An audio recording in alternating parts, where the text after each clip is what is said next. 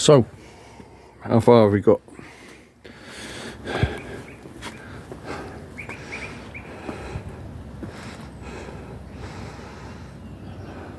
Oh, I was using, you might ask me why I'm using this thick wire. It's because that's all I've got. I've run out of, see the thicker wire I used on this one, the thicker thin wire, I ran out of the like 4mm wire, so I'm just using what I've got. And because this is quite a thick trunk, it's proven to be extremely flexible but rubbery at the same time. It's bending back, because this is I think it's probably 5mm aluminium wire, not as strong as copper wire. It doesn't work hardened as well. So what I've done, I've got that bend in there, and then I've had to add a wire around the pot, putting some protection in on the trunk there to help support the wire I put around the trunk, because it's just too strong. And double wired it here to put a return bend in, and had to put another support wire in here to help hold that down. So I've wired all the branches. All I've got left to do is wire this top section, but I've run out of wire. I don't want to use the thick wire. I need some 4mm wire for that, and I need to strip some of these off. But I'll stand back a bit.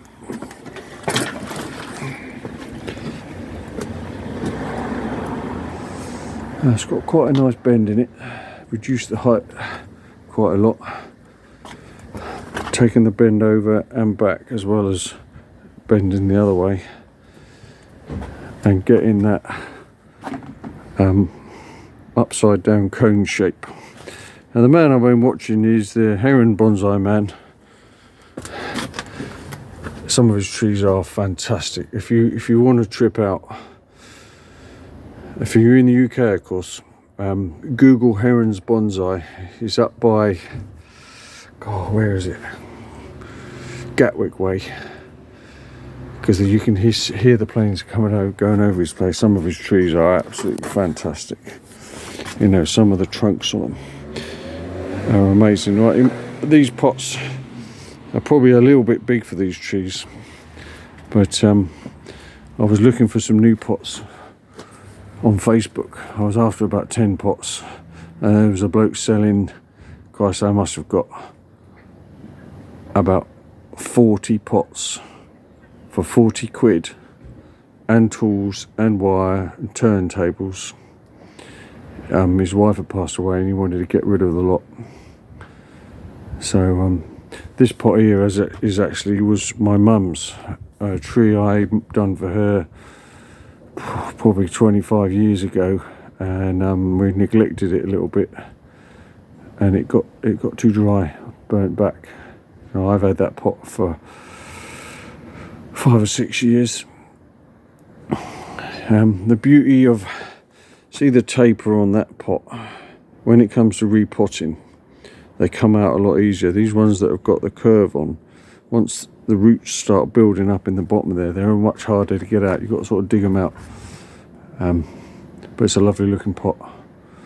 That's turned into quite a nice tree. I think I'm not going to do much more to it now. I'm going to leave it, because it's just coming into November now, so I'm going to let that overwinter and do a bit more to it in the spring when the candles start showing up. That one's very sparse. I want to hopefully trim some of the branches off of that when it thickens up. I would have liked that curve to have held a bit better. You can see what I mean by how they're springy, they're bendy but springy. They spring back. I might try and tie that one down so it holds down a bit better. But I'm new to this. Now I've got loads of small bonsais out in the back garden that I've potted up. I've got a lot of aces. You can see there's one there in the background. which I'm trying to turn back into a more tree shape because it's got too much growth on top, no growth lower down. I've got some tiny ones I've done from going to garden nurseries and buying what's in the clearance section for a couple of quid, splitting them up and planting them. I don't want to walk down my sideway and you see all my carnage down there to show them in the back garden. But so that's